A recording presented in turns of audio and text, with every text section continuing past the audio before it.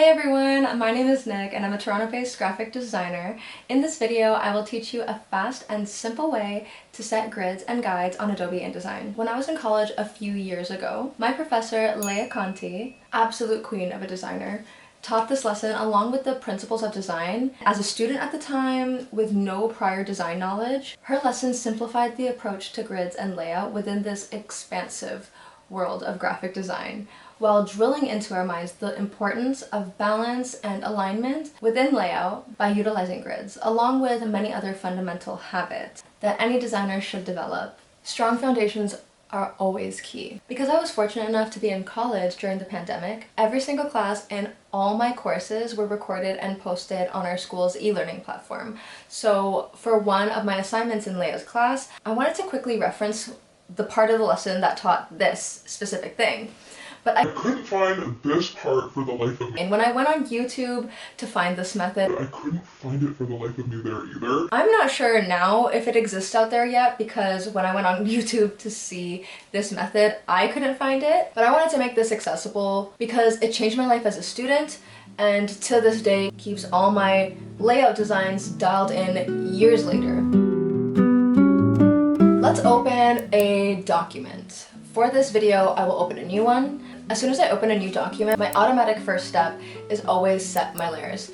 As I mentioned, strong foundations are key, and knowing how to optimize a layers system will keep your projects organized and easy to navigate, especially on InDesign and Illustrator. My base layer will be my grids and guides. You can technically set your guides layer directly on your design, but I'll show you the benefit of having it on its own layer a bit later. Now that we have this layer set, from the top menu, select Layout, and from this drop-down list, select Create Guide. And this panel menu will pop up. If I have the option to activate a preview mode of whatever I set up on any Adobe application, it's just a habit of mine to select it. So for setting up your guides, it's pretty helpful and prevents you from going back and forth repeating this last step. So with preview mode turned on, you can now select your preferred rows and columns. You can also adjust your gutters here for whatever best suits your project. As I was always taught by my ex-professor and my mentor and my homie, Ron Hooft.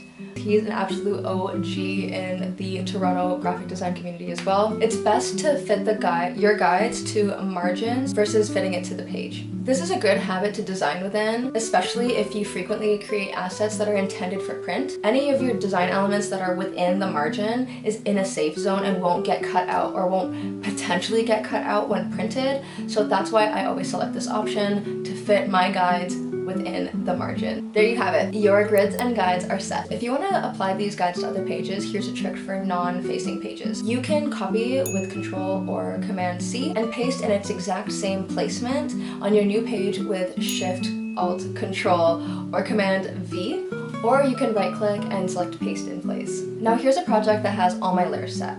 You can see the guides layer along with others to see it in context. You can see that even though it's on the bottom layer, it still shows through the elements on the layers above.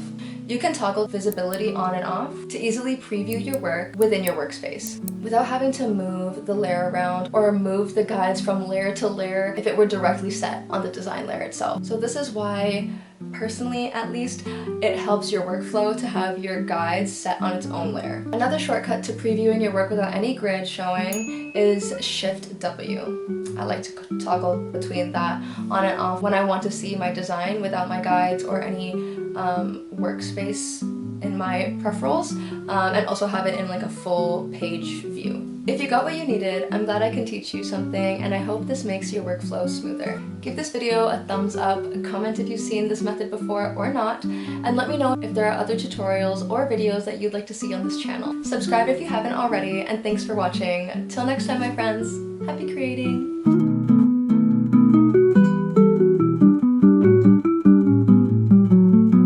Again, so fucking cringe. Okay. Oh my god, okay. All the content creators always say, like, embrace the cringe. So this is me trying to do that, and it's really hard to get over it. This right now is ego death. Bye. Bye. Okay. Off I go for real now. Bye.